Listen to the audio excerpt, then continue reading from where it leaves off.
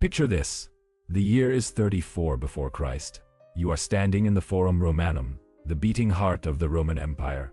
Around you, 100,000 Romans pack every available space.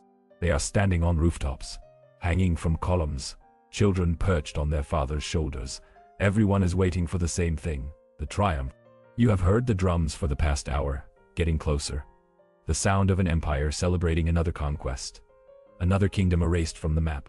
Then you see her, Queen Arsinoe IV of Egypt, sister of Cleopatra, daughter of the Ptolemaic dynasty that ruled Egypt for 3 centuries. She is walking in chains. Heavy iron manacles connect her wrists to her ankles, forcing her into a shuffling gait that Romans found amusing. The chains are short enough that she cannot stand fully upright. She has to bend. Around her neck, a wooden placard announces her crime in Latin. Arsinoe, rebel queen of Egypt. The crowd roars with laughter. Here is what you need to understand about Roman triumphs. They were not just military parades. They were psychological warfare made public spectacle. If you believe that the documented records of history's most calculated systems of humiliation must be remembered, consider liking this video and subscribing. Your support unearths more accounts from the darkest corners of the human story. Let me show you exactly what happened to captured queens in Roman triumph ceremonies. Not the sanitized version from your history textbooks. The documented reality that Roman writers recorded with disturbing pride. This was not random cruelty. This was a machine. The year is 51 before Christ. Queen Vercingetorix of the Arverni is not technically a queen, but his story reveals the Roman triumph formula that would be applied to female royalty with even more calculated cruelty. After 6 years imprisoned in the Tullianum, Rome's underground execution chamber, he is brought out for Julius Caesar's triumph. The Roman historian Plutarch records what happened next with clinical precision. Vercingetorix is paraded through Rome in chains. The procession is designed to last hours, maximizing exposure and humiliation. Every major street, every forum, every temple. The route is calculated. At the Temple of Jupiter, the procession stops. Vercingetorix is taken down into the Tullianum while Caesar ascends to make offerings to the gods. Below ground, executioners are waiting. The Tullianum is a stone chamber 12 feet underground, accessible only through a hole in the ceiling. No windows. No light except what filters down from above. Roman writers describe it as a place of darkness and terror, made foul by neglect. Vercingetorix is strangled with a garrote, while the crowd above cheers for Caesar. This was standard procedure for male captives. For queens, Romans added layers specifically designed to destroy royal dignity. The year is 61 after Christ. Queen Boudica of the Iceni has just led the largest rebellion in British history. Her forces destroyed 3 Roman cities, killed 70,000 Romans, and nearly drove Rome out of Britain. She loses it. The Roman historian Cassius Dio, writing 150 years later, but drawing on contemporary sources, describes what Romans did to captured British royal women with disturbing specificity. Boudica's daughters are brought to the Roman camp. This is where Roman policy becomes especially calculated. Female royalty could not be executed in triumph because Roman law technically protected women from public execution. So Romans created alternatives.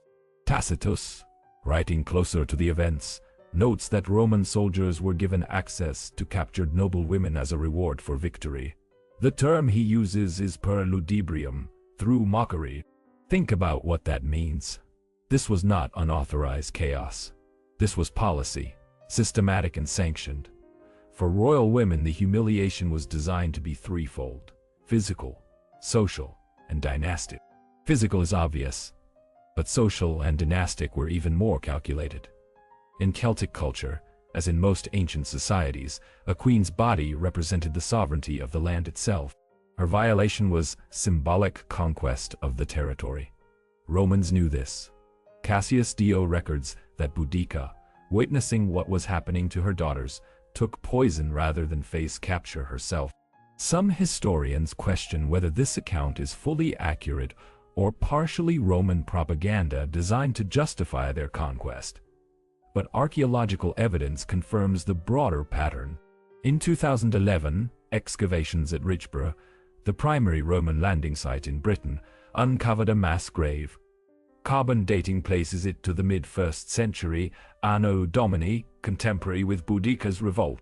Among the remains, women of apparent high status, based on bone structure and evidence of good nutrition in youth, showing signs of violent trauma before death. The bones tell a story that Roman writers did not need to spell out. Now let us examine what happened when queens actually made it to Rome alive. The year is 272 in the year of our Lord. Queen Zenobia of Palmyra has just been defeated by Emperor Aurelian after ruling the richest independent kingdom in the East for 5 years. She conquered Egypt. She took Syria. She nearly broke the Roman Empire in half. Aurelian brings her to Rome for his triumph.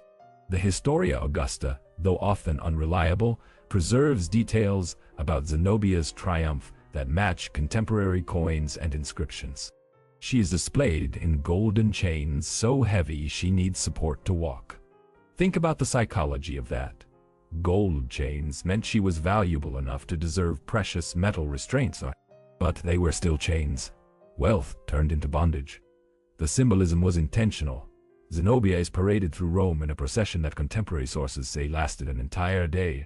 Behind her, wagons display the treasures of Palmyra: art, gold, silk, spices, everything that made her kingdom powerful, reduced to Roman plunder. The procession ends at the Temple of Jupiter. Zenobia is forced to walk the steps while crowds jeer and throw refuse. Here is what happened next. Unlike male captives who faced execution, Zenobia was kept alive as a living trophy. The Historia Augusta claims Aurelian gave her a villa at Tibur and a pension. Sounds merciful, right? Think about what that actually means. She spends the rest of her life as a curiosity for Roman tourists. The queen who almost broke Rome, reduced to living proof of Roman supremacy. Her daughters are married to Roman senators. Her dynasty absorbed and erased. This was the pattern for captured queens. Physical survival, but complete annihilation of identity and lineage. If this moment in history does not move you to learn more, you might be missing the lesson our ancestors died to teach. Let me show you the systematic nature of this machine. Roman Triumph Protocol, documented in multiple sources including Livy, Polybius, and Plutarch, followed specific steps for female royal captives. Step 1. Display in chains through Roman. Duration calculated to maximize exposure, typically 4 to 6 hours of continuous parading. Step 2. Forced prostration at the Temple of Jupiter. Queens made to kneel before Roman gods, symbolically submitting their kingdom's divine mandate to Roman authority. Step 3. Imprisonment or resettlement. The Tullianum for political threats, but more often forced residence in Roman territory under surveillance. Step 4. Dynastic erasure. Children taken, married to Romans, or simply disappeared from historical record.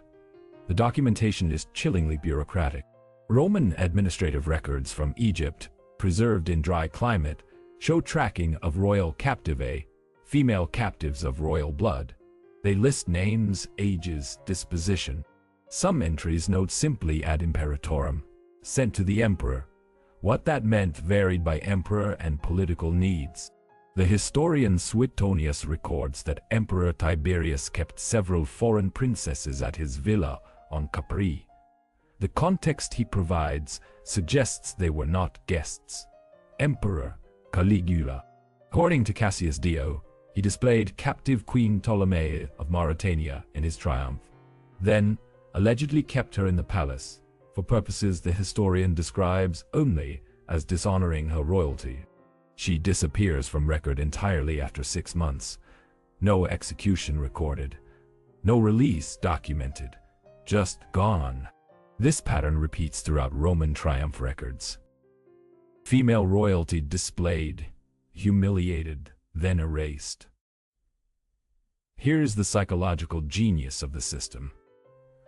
Romans did not just defeat kingdoms. They destroyed the concept of female royal authority itself. Every queen paraded in chains sent a message to every other kingdom. Your royal blood means nothing to Rome. Your divine right is theater. Your dignity is negotiable. And your dynasty ends with us. The year is 46 before Christ. Cleopatra Selene, daughter of Cleopatra VII and Mark Antony, is 10 years old when she is paraded through Rome in Julius Caesar's triumph. Her mother has just committed suicide rather than face this fate. The crowd sees a child in golden chains, representing the conquest of Egypt. Plutarch notes that Romans felt some sympathy for the children. Some. Not enough to spare them the parade. Cleopatra Selene survives. She is eventually married to King Juba II of Mauritania, a client kingdom serving Rome. She becomes Queen of Mauritania, seemingly a happy ending. But read the inscriptions on her coins carefully. They name her not as daughter of Cleopatra, Queen of Egypt, but as daughter of Mark Antony, Roman triumvir. Even in her own propaganda, she had to identify through her Roman parent, not her Egyptian royal mother. Her identity was rewritten by the very empire that killed her parents. Now let us talk about what happened to queens who never made it to Rome. The year is 69 in the year of our Lord, the year of the 4 emperors. Civil war is tearing Rome apart. In Germania, Queen Veleda of the Bructeri leads a massive Germanic revolt. She is described by Tacitus as a prophet queen, considered divine by her people. Her forces destroy 2 Roman legions. When Rome finally defeats the Bructeri, Veleda is captured. Tacitus notes that she was reserved for triumph. But the triumph never happens because the emperor who captured her is overthrown before he can hold the ceremony. What happened to Veleda is unknown. She simply vanishes from all historical records after her capture. Statius, a Roman poet, mentions in passing that she was kept as security for peace, meaning hostage. Then nothing. Hundreds of powerful queens throughout Roman history share Veleda's fate. Captured, mentioned once, erased. The archaeological record is starting to fill in these gaps. Excavations at Roman military installations across the empire reveal holding cells that do not match standard prisoner facilities. At Vindolanda, near Hadrian's Wall, archaeologists uncovered correspondence referring to the British woman of royal blood kept in the commander's complex. The letters debate what to do with her. Send her to Rome? Execute her locally? Use her as hostage? The final disposition is not recorded, but the remains of a woman of high status, showing evidence of long-term malnutrition and physical trauma, were found buried in an unmarked pit near the fort now. Carbon dating places her death within a decade of the correspondence. The bones cannot tell us her name, but they tell us her fate. Here's what makes this especially sinister. Romans documented almost everything: tax records, military reports, legal proceedings, personal letters. The administrative minutiae of empire survived in remarkable detail. But for captured queens, documentation stops right after capture. Why? Think about what that tells us.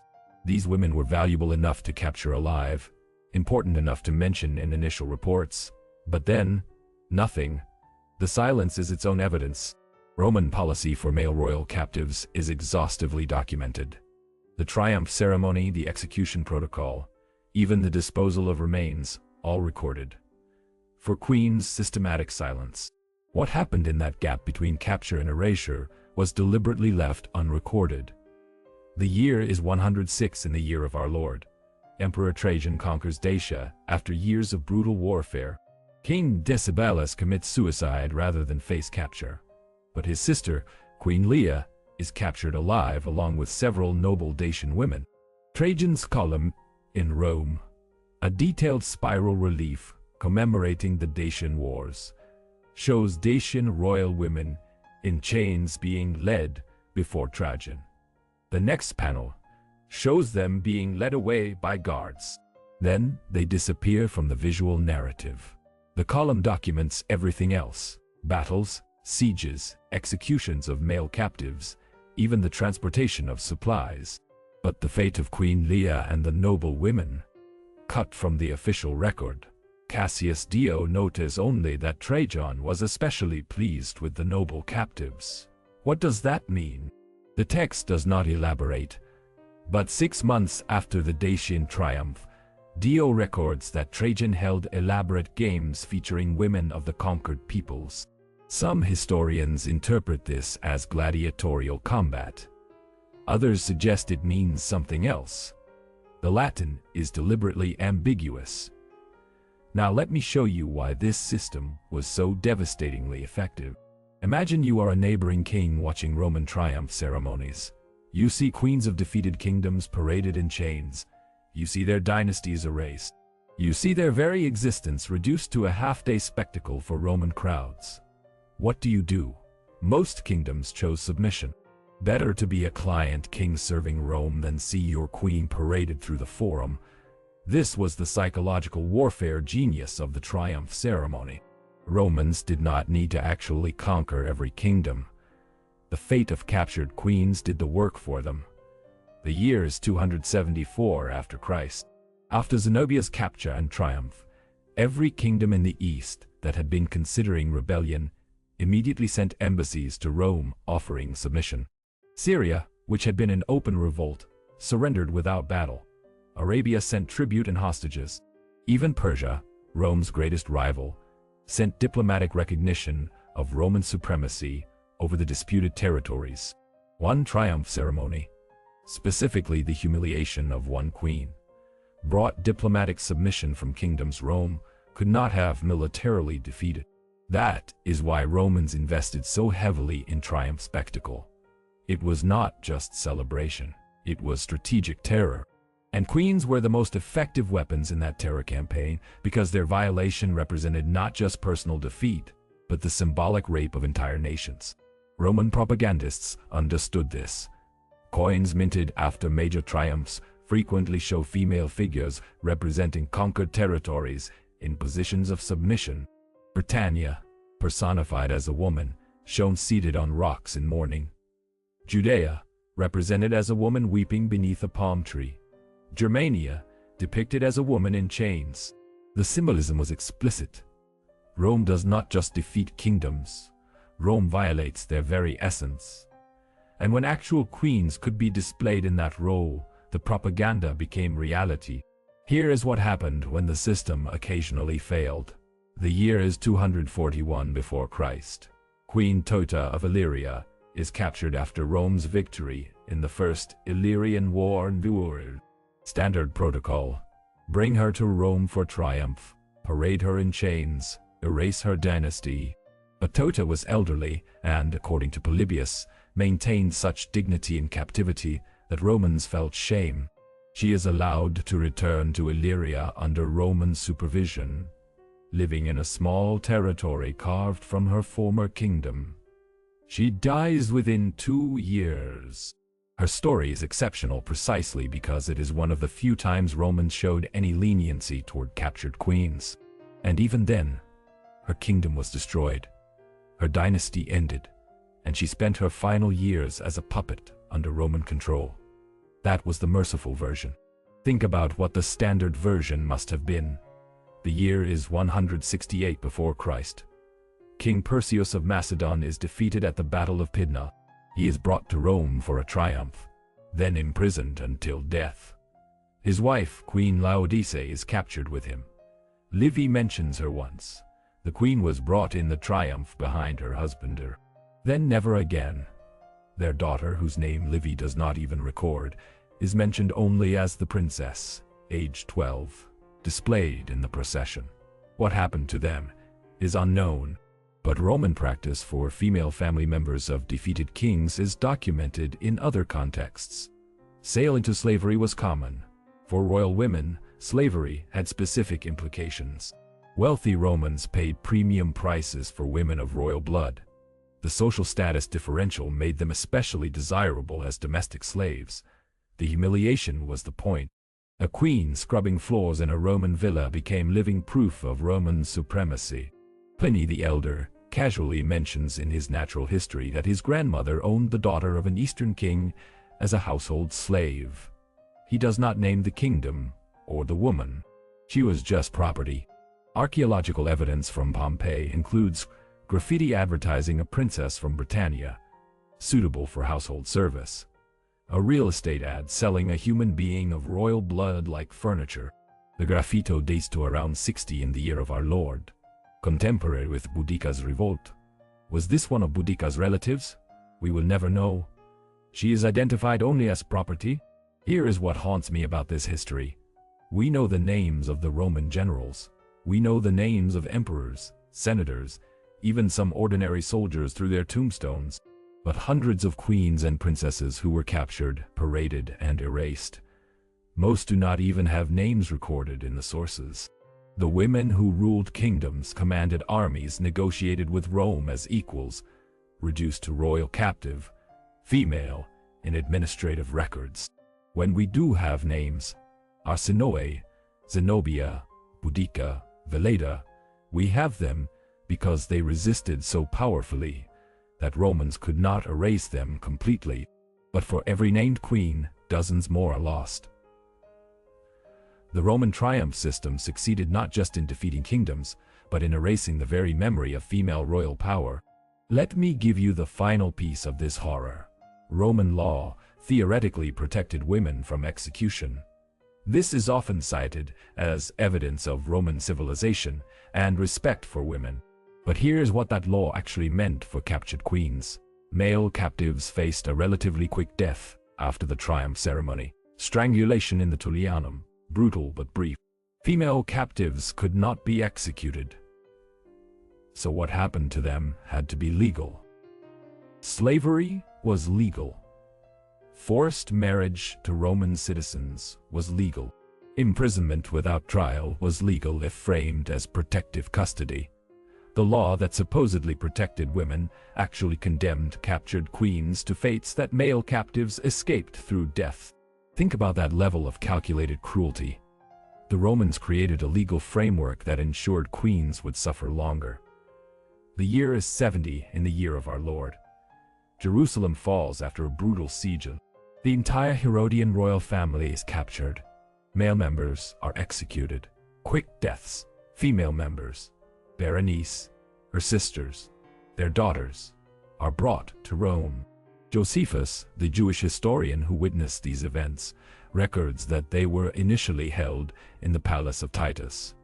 Then his account becomes vague. He notes that some were provided for, meaning given pensions and housing. Others disappeared into the households of senators. What is the difference between those two fates? Josephus does not say, but Roman practice suggests the older women received pensions. The younger ones became domestic slaves. Royal blood, youth, and powerlessness made a specific combination that wealthy Romans valued well. The sources dance around exactly why. But when Martial, writing 15 years later, mentions the Jewish princess in one of his poems describing a senator's household, the context makes it clear she was not there as a guest. She is listed among his property. After describing his horses, furniture, and art collection, Martial mentions a daughter of Jerusalem's kings to serve at table. That is what happened to defeated royalty. Reduced to a line item in a poem about luxury goods. Now let's talk about how this system evolved over time. Early Roman Republic. Captured queens were relatively rare. Rome fought mostly Italian tribes that did not have clear monarchical systems. Middle Republic 3rd to 2nd century before Christ. Mediterranean expansion brought conflict with Hellenistic kingdoms. Queens like Laodicea of Macedon established the pattern. Late Republic 1st century before Christ. Civil wars meant Roman generals needed spectacular triumphs to outcompete rivals. Exotic foreign queens became valuable propaganda tools. Early Empire 1st to 2nd century in the year of our Lord. Professionalization of conquest. The triumph ceremony became standardized theater, and captured royalty were props in imperial propaganda. Late Empire 3rd to 4th century in the year of our Lord. Changing values and Christian influence began to reduce the most extreme practices, but the basic pattern persisted. The system lasted, with variations, for over 600 years.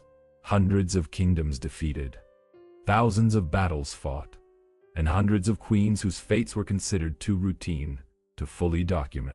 Here is the question that should keep you awake at night. How many systems like this exist in history that we barely know about because they were normalized? Roman triumph ceremonies were public spectacles. They were recorded by multiple historians. We have archaeological evidence, contemporary accounts, even visual depictions. And yet, the specific fate of most captured queens is still unknown. The documentation exists, but deliberately obscures the details. What other horrors in history are hiding in the gaps between what was recorded and what was left deliberately vague? If this exposed something you have never heard before, hit that subscribe button and turn on notifications, because we are going to keep uncovering the history they tried to erase. Drop a comment with your thoughts and I will see you in the next investigation. The Roman Empire lasted 1,500 years if you count the Byzantine continuation. They conquered hundreds of kingdoms. They paraded dozens of captured queens through Rome. Most of their names are lost, most of their stories erased. But the system itself, the calculated machine that turned royal women into propaganda tools, then erased them from memory, that is documented. The bones found at Vindolanda, the ambiguous legal records, the graffiti advertising princesses for sale, the sudden silence in historical accounts. These fragments tell the story that Romans did not want fully recorded. Captured queens were not just defeated enemies. They were weapons in a psychological warfare campaign that conquered kingdoms without battles. They were proof of Roman supremacy, displayed and discarded. They were warnings to any kingdom considering resistance. And then they were erased, leaving behind only ghosts and questions. This was Tuesday in the Roman Empire, a machine that ran for centuries, processing human dignity into imperial propaganda. And we are only now beginning to piece together what actually happened to the women who disappeared into that machine. The question is not whether Romans committed these acts. The documentation, however incomplete, confirms they did. The question is, what other calculated systems of erasure are hiding in history's blind spots, waiting for someone to notice the silence where documentation should be?